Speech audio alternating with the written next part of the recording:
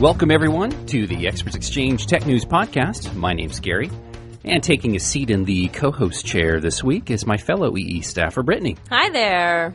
Now, this may be Brittany's first time on the podcast, but Right.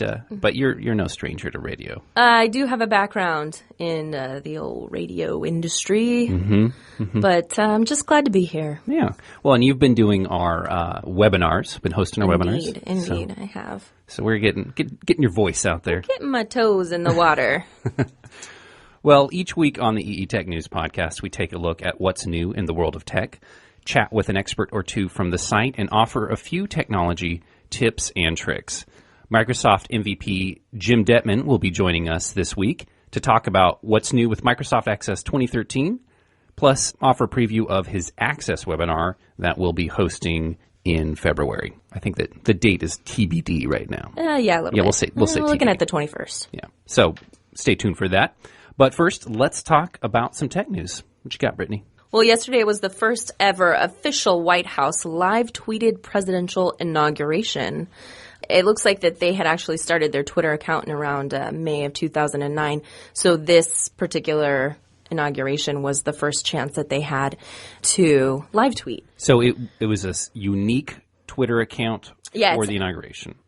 No, it wasn't. It wasn't like they made it up for the inauguration. It was just the White House Twitter account, which they created in May 2009, along with Facebook and MySpace, That's great. as part of an initiative that they put together called White House 2.0 for ways for the White House to expand their unfiltered communication to the public through social media. Now, are these accounts that will last beyond the current presidency? I was wondering about that too, because a lot of the sort of chatter in the internet about the White House accounts has to do with, the First Lady's account, and her account is First Lady of the United States, the initials, so it's like FLOTUS. Yes. And I wonder if she's going to pass that on. So I imagine that each one will be passed on as necessary. It's an interesting conundrum to have here. These institutions that Right.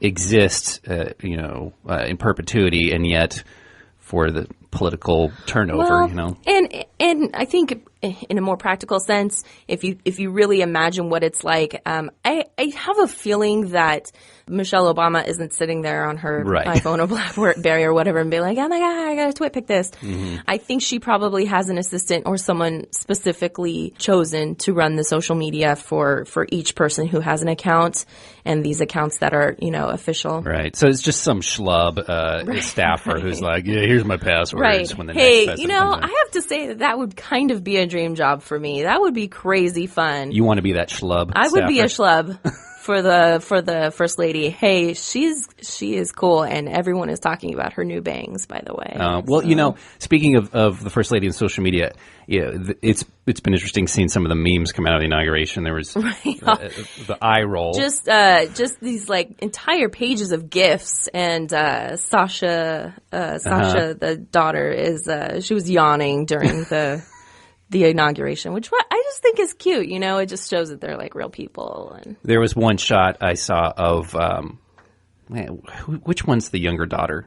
Sasha's younger. Okay. Yeah. She was taking a picture of Barack and Michelle, yeah. and then Malia photobomb. jumped in. Yeah, total photobomb. That was just Very cute. It was this sort of, and then Barack kind of looks at them like, "Hey guys, stop goofing around here." Get in line, It's very, kids. very like American family looking. Yeah, it's not, I've enjoyed seeing young kids in the first family. Right. For the past 4 years, it's been having young kids myself. It's just kind of right. feels natural. Well, and I think it's funny too because so they obviously have their phones, and so the first family gets to have phones, but it's a kind of a commentary on where we are. Yeah. Tons of kids have phones, which is crazy to me. Yeah. Are you going to let your kids have phones? Gosh, my daughter, who is 7, is already asking, not seriously, but she wants an iPhone. Sure. But- her friend, like people? No, she kids doesn't. at school. No, she doesn't have friends who have it yet. But Thank God. Yeah, and she really just wants it more for the games and stuff. She doesn't Yeah, want to that's talk to understandable. people. It is a fun little like media hub to have for anyone. And so it is understandable that a kid would want to, it's a plaything. Yeah. Well, we were talking sense. with Jason Levine, one of our admins, on the podcast a couple weeks ago about it. He's got an iPad that's essentially just for his son, and it's got all the games on that and the educational things on it. So, yeah, that's what the kids want more than back when, I was a kid and you had to take the landline with the extra long cord and go into your room to call your friends, Right. I think it's cool kids having more access to technology, though, because they can do some amazing things. For example, actually, this student in Montreal, a computer science student in Montreal, was expelled for discovering a security breach in his university's online student portal. So that, unfortunately, was bad for him. But he was just doing a project for his software development club when he accidentally came upon some school code that could be easily compromised. And the school, which is called Dawson College, expelled him for violating the school's code of conduct, which was just based on their concept that he had access to something that was not authorized. But he didn't do anything malicious with it. No, in fact, he was trying to help them by saying, look, this exists. You guys need to fix it. And they got mad at him and expelled him for it. Jeez. But the company that created this particular software called Skytech. Skynet? I know. That's what I kept reading, too. Like, oh, it's pretty scary. They offered him a scholarship and a part-time job to finish his schooling elsewhere. And I guess a bunch of the student groups are trying to petition the school to get him reaccepted. But the school is being very strict with their decision and saying, we stand by our call on this. And it's really sad. Well, it's a great PR opportunity, though, for the company to jump in there and be like, hey, we'll give you a scholarship. They're very much like, oh, he's a great mind, and this school should reward him and praise his talent instead of punishing him, which, I agree. Yeah, well, but, speaking of security breaches, just a reminder to everyone, if you haven't already, you need to update Java. Oh, yeah. We've been in a big flurry of updates in our office. Yes, about that. Definitely. Yeah, our IT guys have been all over that. There's a big security liability with Java and so there's a critical patch that came out this month, a few weeks ago. And if you're like me, you feel like you're always updating Java. Always. Oh. But this one, I came in the other day and our IT guy was at my desk like 5 minutes after I came in the door to say, update Java. So this one is pretty critical. I would say if you're unsure about, your update, just go straight to Oracle's site to find the Java update and download it. Doesn't it usually just pop up? Yeah, there's a pop-up. And if you use a pop-up, just make sure that it is actually an official Java pop-up because there is malware posing as a Java 11 update right now. So you want to make sure you get the right one. Yikes. So, yeah, just a little reminder out there for all you folks to update your security. Lastly, for our tech news here, Microsoft is hosting a contest called Windows Phone's Next App Star. Developers of Windows apps can enter their creations in a reality show-like competition in an effort to build up the stock of available apps for the operating system. Oh, what makes it reality show-like? Just because there's like eliminations and they're going to have like a bracket-style voting is what's happening here. And so it's like March Madness. Right, more nerds. than, actually that's a little bit more what it's like. But I think it's a cute sort of ploy to get developers interested in making apps for Windows phones, which is, there's not many. It's, like BlackBerry and Windows Phone, there's nothing. And so it's hard to get people to be interested in those phones when there's nothing available for them to play around with. Yeah, absolutely. And you got to do something to get the ball rolling initially. Right. It's really smart. And the winner, in addition to winning some Windows Phone, they get a phone, they get access to the Dev Center. Actually, the 64 developers who make it to the actual competition will get a bunch of prizes. But then the top voted developer will, in addition, win featured placement of their app in a Windows Phone primetime TV ad in the U.S. Now, is this like a one-time run deal, or do they actually... I imagine they're going to make like one spot, one commercial, and this person will be in it. And even if their Windows Phone app doesn't do too well, they can, ride the coattails of Microsoft's marketing and then develop it for iPhone and Android. And so for all those people who don't wins. have a Windows Phone, which is, 95% of the smartphone population, right, then they'll look at that app and go, oh, I'd like to download that from the iTunes store. Yeah.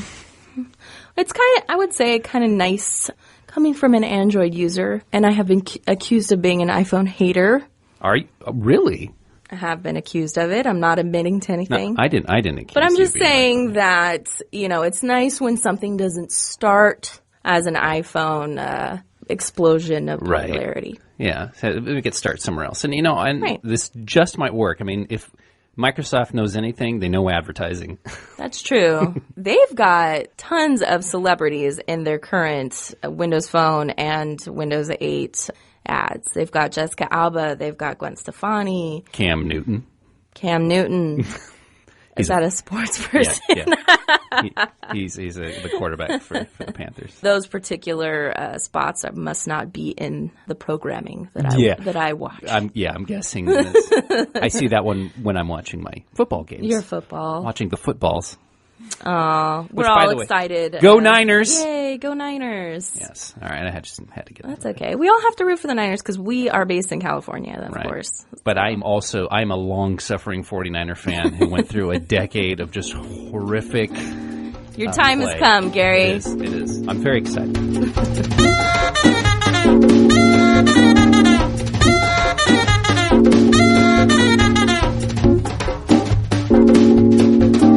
We're joined on the podcast by Microsoft MVP and top access expert Jim Dettman. Thanks for calling in today, Jim. Hey, not a problem. Hi, Jim. Glad to join.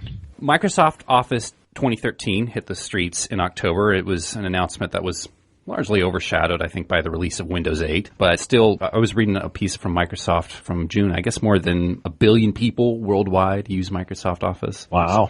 Pretty impressive. It's like they're in McDonald's level. Yeah.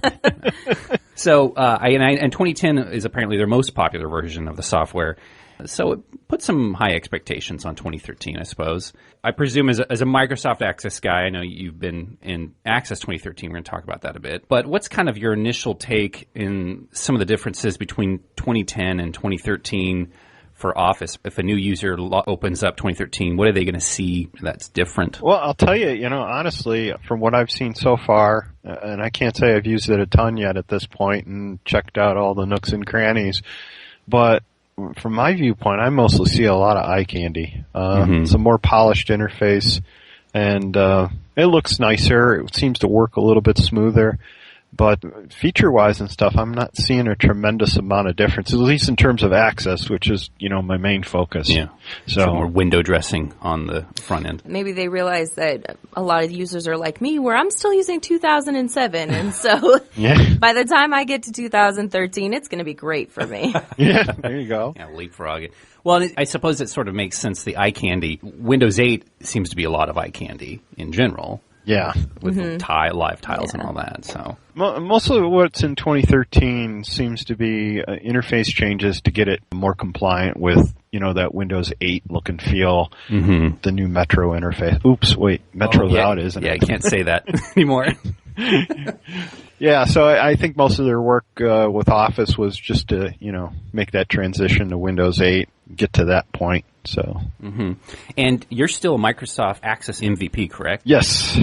And how many years running has that been for you? Just a couple, which is Just great. a couple. I mean, but I've just been in Access so long. It's rolling up on 19 years now. Wow. And, that's how long I've been answering questions as well. And it's sometimes I really don't even think about the MVP, so to speak, but it's a great honor. So modest. Certainly enjoyed all the people I've gotten to meet and everything as a result of it. Yeah. Fantastic. So what's new with Access 2013 specifically? What's your take on that? In short, it's all about the web. The world as a whole is heading towards the web, and more businesses are trying to deal with remote locations and users, so they want everything web-based. And that's where Microsoft's focus has been since, Access 2007. That was the first version that had web databases. 2010 kind of improved upon that. And for 2013, they kind of brought a whole new ballgame to Access in terms of web databases. They're similar, but they're different in that instead of your data being hosted on SharePoint, the data is now hosted in SQL Server 2012.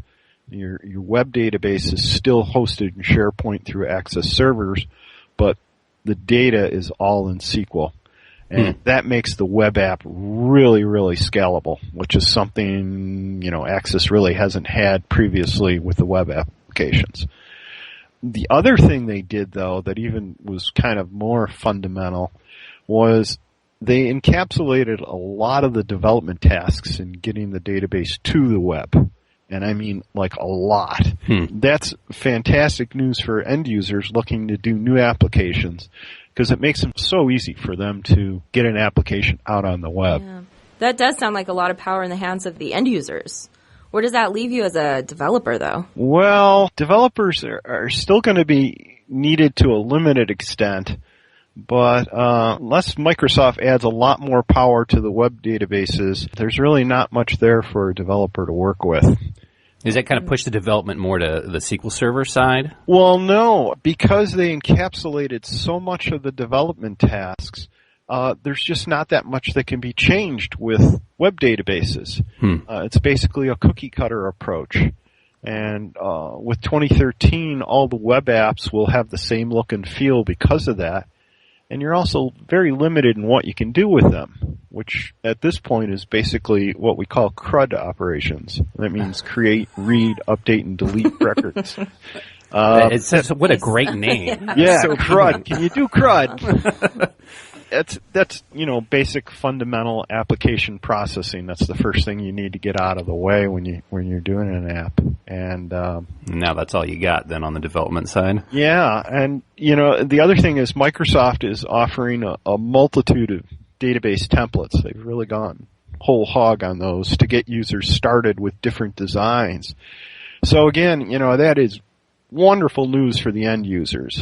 And of course, looking back with Access, that's where it all really started, as an end user type application. But from the developer viewpoint, I don't see it as a rosy picture for developers. Interesting. Yeah. So, a lot of these applications are going to be easier for end users, but what about the existing applications being moved to the web? Well, that's a different story. The problem with the current web database, the way it's being done, there's no real migration path for an existing app to get it onto the web. Existing apps would need to be totally rewritten. And frankly, if you're going to do that, I don't see why you'd bother with Access, given the limitations that you need to live with in a web database. Maybe I lack the vision, but it's so limiting. There are only a handful. What would they use instead? Well, they could do ASP.NET, work in Visual Studio. There's other products out there like Alpha 5 that makes taking a what we call a desktop database and putting it out on the web less painful. No transition to the web is totally painless, but it makes it a heck of a lot easier. And then the other route you can go is set up a Windows Terminal Services environment and run your traditional Access desktop app on that, and then have users remote into it. That doesn't scale up too well, but depending on the design, you can do pretty well with it. The thing with the current web database is there's only a handful of controls and events that you can work with, and you only can arrange them in certain ways. And there's no reporting services or VBA programming language behind it. So like doing things like moving data around between different environments is not something you can do, and that's been one of Access's core strengths throughout the years, that it could connect just to about anything. You can read an Excel spreadsheet or file or whatever. Do you think then that with these limitations that folks who've developed unique applications for their business in a prior version of Access, you think this means that they'll be sticking with Access 2007 or 2010 for an extended period of time? That would be my guess. I mean, we've already had numerous questions on EE from folks looking to move to the web and end up being very disappointed when they realize, their options are limited. A lot of small businesses have invested considerable time and money into building an Access application over the past 10 or 15 years. And when they realize they can't take that with them to the web, it's a real big disappointment for them. Yeah. So what do you think the future of Access will be? Well, that's a tough call. Microsoft is usually ahead of the curve in developing software. They're usually bringing things out 2 and 3 years quite before the rest of the world is ready. I think Office 64-bit is a great example of that. Even to this day, Microsoft is still recommending to most people that you don't install the 64-bit version of Office unless you have a very specific need for it, because the rest of the world hasn't caught up. The Access web databases are probably like that. But unless they add some real meat to these web databases for developers and do that relatively soon, I don't think it bodes too well for the future of Access. People want to move to the web. Yeah. Want the kind of functionality they've had with their desktop databases, and they're not going to get it. So in your business, have you been moving to using some different technologies for your clients? Yeah, mostly getting into, I'm a tried and true desktop developer. I actually don't do much web development work. But mostly what I've been doing is using the products within Visual Studio and then SQL Server for data storage. And you talked about Experts Exchange and kind of the questions that folks have been bringing up there. Have you noticed a change in some of the questions, or maybe has there been a drop in Access questions, or what's that engagement been like on the site? Oh, definitely. We were just discussing this actually this last week in a discussion thread we have in the Access topic area, and many of the developers have noticed that the number of questions have gone down, and there's far less work out there being advertised for Access developers. It's definitely, we've seen a drop off. Yeah. And I know for sure over the past couple of years, many developers I know personally have already moved on to other things. They just don't really see a great future in Access, and they're already moving out, which is kind of a little bit worrisome because, if you don't have developers kind of picking up where the end user dies or gets in over their head, it's not going to carry it too far. Yeah, you need that ecosystem to survive. Well, I mean, to a certain extent, this is the nature of things with everything, but with software and programming languages specifically, that there's an evolution and in a life cycle, if you will. Access has had a phenomenal run here. I suppose it's not. There's a bit of a. Yeah. It's a bit of a bummer to it, obviously, but right. It seems like there's something. Is Microsoft taking themselves out of the game with this? Is that? I don't know. The next couple of years will tell the tale. Like I said at the start, the world is moving to the web, and either, their crystal ball is really clear at this point, and they've done a preemptive strike at getting there, or it's going to be a matter of too little, too late. Yeah. Which I fear is more the case. Right. It does seem to be a theme with Microsoft lately, unfortunately. Yeah, it seems to be kind of the trend. I don't think Windows Phone has taken off too well in comparison to iPhone and things like that. And right. They're trying to play catch up, but they certainly managed to do well catching up with in the browser wars, back in the late 90s and, whatnot. I don't think blew everybody away after a few years. Yeah, I don't think Microsoft, at least not yet. There's not the company you can ever really count out because they're sitting on a pile of cash, up there, and a lot of smart people up there working for them. So definitely, it's always interesting to watch Microsoft to see what they're going to come up with next. True. Well, Jim, thanks so much for joining us today. Sure, not a problem. And we'll look forward. Now, you're doing you're hosting a webinar in February, correct? Yeah, planning to. And what are you going to be talking? I presume you'll be talking about access. Do you have a topic specifically lined up yet, or? I was hoping I would get some ideas from some people. I think probably what we'll do is what I'd like to do is cover the top 10 access questions of all time that we see in the Experts Exchange topic area. And, that sounds fun. Kind of just go through the things that give people the most pain. So yeah. Is there still sort of a window here that if people have ideas or burning questions that they'd love answered in a webinar, that they could send something your way? Oh, by all means, yes, okay. Definitely. They can post a question out in the topic area, access topic area, and that'll get my attention, or they can send me something if they want directly. Email address is Jim Dettman, Dettman, at online-computer-services.net. Kind of a mouthful, awesome. but that'll get the mail here. Yeah, we'll put that on the a non-linked version of that on the blog as well, so folks will know how to get a hold of you. That'd be great. Great. Thanks again, Jim.